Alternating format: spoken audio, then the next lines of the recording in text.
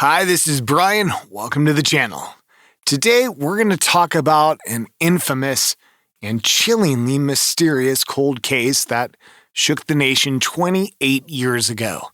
The police and detectives tried their best to find the killer of the 6-year-old beauty queen, but no luck. That makes the whole case quite creepy because there's something about this apparently simple-looking case that makes this so mysterious and too hard to solve. But now, with the help of advanced technology, the DNA evidence from the victim's home has been retested to find a new clue about the case, which included materials that hadn't been tested before. The report isn't public yet, as the investigation's still ongoing, due to the latest technology and checking against public genealogy databases, a method that has worked in other cold cases. Police and the Ramsey family are again hopeful. Speaking of this, a lot of you might have heard of the JonBenet Ramsey's murder, but don't know about it in detail. You might wonder, what really happened? What made it so confusing that for 28 years, it remained unsolved? And a big black mark for the Colorado Police Department. So, why not take a fresh look right from scratch? JonBenet Ramsey was a little girl who, on the outside, seemed to have a fancy and exciting life.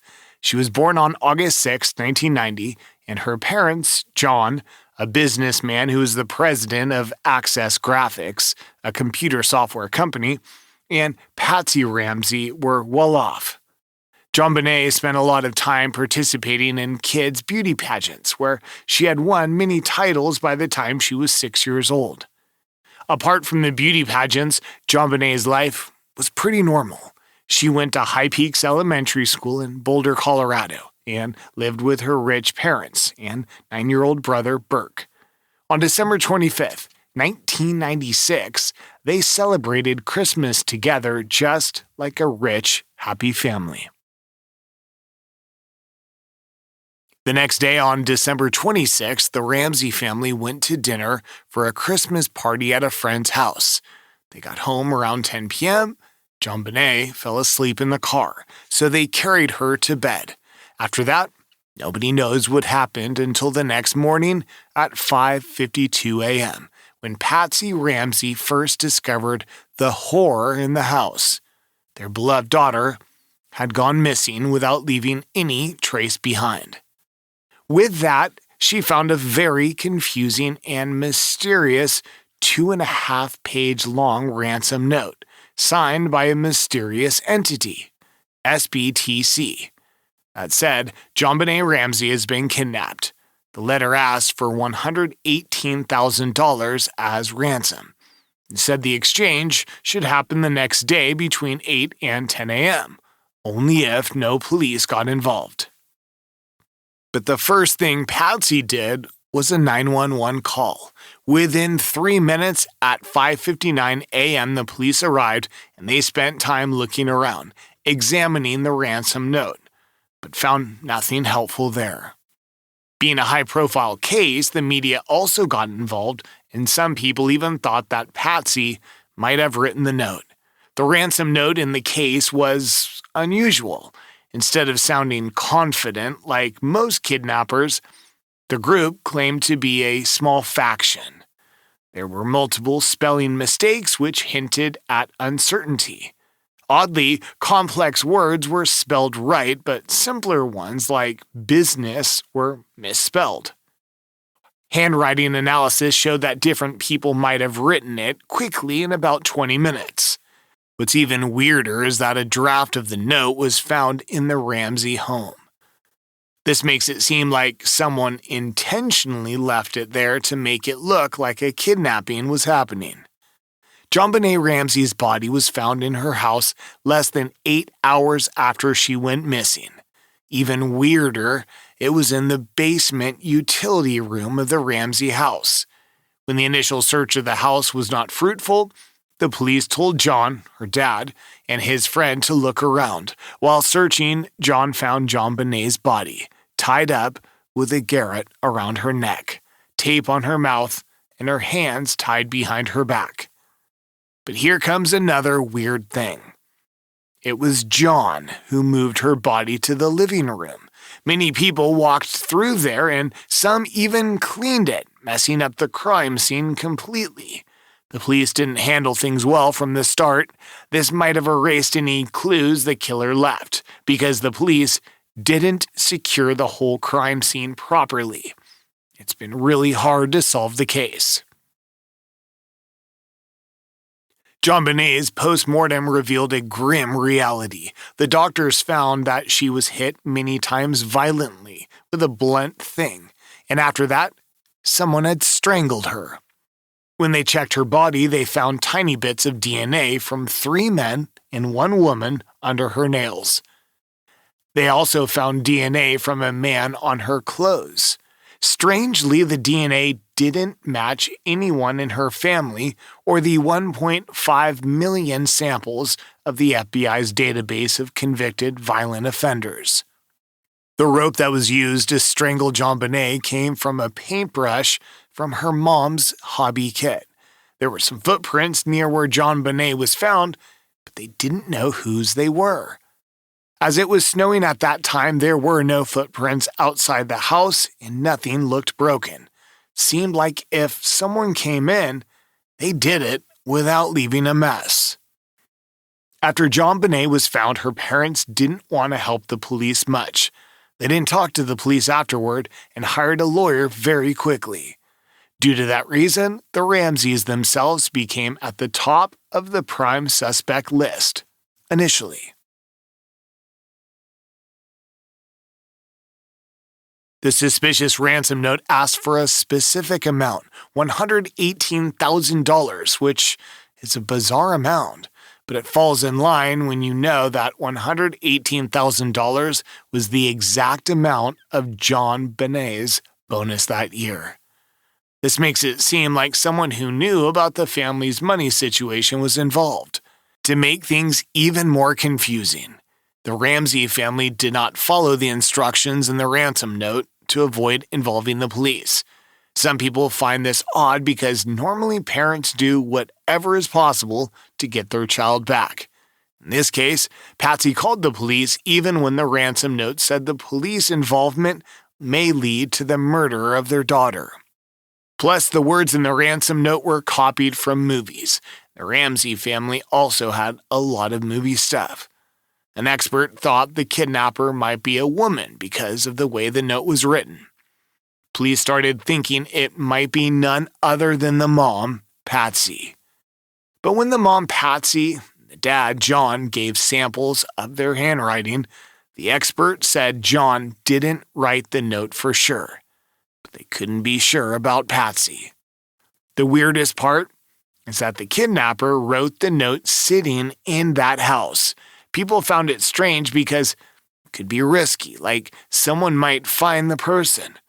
Also, the kidnapper didn't seem worried about getting caught while writing the note. So, it roughly means it could be someone who stays at the house. That's why the killer didn't have to worry about getting caught. One theory was that JonBenet's 9-year-old brother, Burke, accidentally did it. There's a big clue in this theory, a bowl of pineapple in the kitchen with iced tea. The pineapple had Burke's DNA and some bacteria on it, but not JonBenet's DNA. But the twist came when JonBenet's autopsy report came out. In her stomach, they found undigested pineapple. So some think she took some of Burke's pineapple, but her DNA isn't on the bowl because she just used her hands and then got hit by Burke. The theory suggests he might have hit her with a flashlight, but no one in the Ramsey family says this happened. Before she died, Burke had once hit her with a golf club, leaving a scar on her face. He had a history of acting out. This time, he might have just grabbed the flashlight and hit her with it because it was easy. Now, there are 2 theories about what happened. One is that she died from the hit on the head. The rest was made up to look like she was strangled. Second idea is that she didn't die from the hit but was knocked out. Her parents, thinking she was dead, then pretended she was strangled by using a garrote. There's something weird about 2 dots on the back of her neck. Some think it was from a taser, but tests showed it wasn't. However, these marks matched Burke's toy train set, which had a train that perfectly fit those dots and was found nearby. That's why many people suspect Burke. But if Patsy or Burke did it, they would have had to fake the ransom note and the strangling. That doesn't make sense because the evidence suggests JonBenet was still alive while being strangled. Experts think the signs point more towards a stranger kidnapping and killing JonBenet. Back in 1999, there was an interesting revelation about the case that a group of people called a grand jury wanted to accuse her parents of child abuse. But the person in charge, District Attorney Alex Hunter, didn't agree. He thought there wasn't enough proof. The DNA evidence found that the crime scene showed that the Ramsey family was innocent. Rather, the evidence suggests a possible intruder in JonBenet Ramsey's case, as DNA from 2 non-family members was found. Some doors and windows were unlocked, which could be how someone got in. Other burglaries in the neighborhood and known sex offenders make kidnapping seem possible. A profiler named John Douglas believes the Ramseys are innocent and suggests a theory of a white male intruder who wanted to harm and possibly kidnap JonBenet. That brings us to a man named Bill McReynolds, who used to dress up as Santa Claus. His daughter was also kidnapped many years ago, and his wife wrote a play about a child being hurt in a basement. He visited the Ramsey house 2 days before JonBenet's death. The Denver Post says he felt close to JonBenet and even mentioned, "Her murder was harder on me than my operation. She made a profound change in me." McReynolds once got bio glitter from JonBenet, which was special because no child had ever given him a gift when he played Santa. He liked it so much that he wanted his ashes mixed with the glitter if he died. Despite these interesting details, there's no evidence to say McReynolds is the killer. Another suspect is Gary Oliva, who lived near the Ramsey home when JonBenet was killed.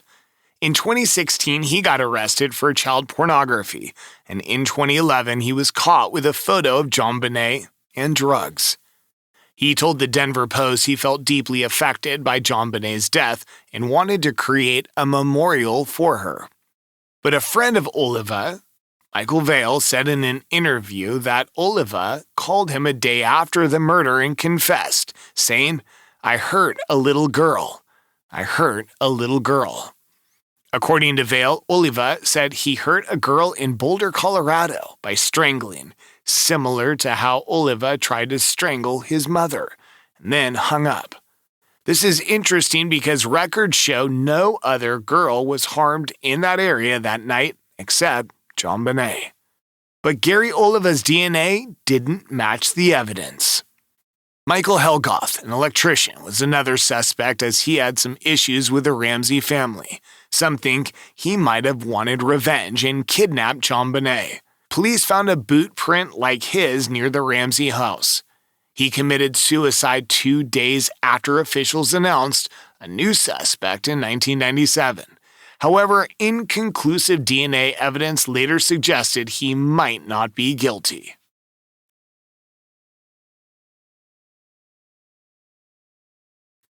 But then came a name who was supposed to be the most likely suspect in the case, John Mark Carr. He's a divorced dad and a teacher at an elementary school. About 10 years after the crime, he confessed to the murder in an email to a journalism professor named Michael Tracy. Carr and Tracy had been emailing each other for 4 years, and Carr's emails had details that only someone close to the Ramsey family would know. He said he hit JonBenet with a flashlight and felt sorry for what had happened. On August 16, 2008, Carr was found in Bangkok, Thailand, with the help of British intelligence, Thai authorities, and the U.S. Department of Homeland Security. He had run away from child pornography charges in California and changed his name to Alexis Valreich.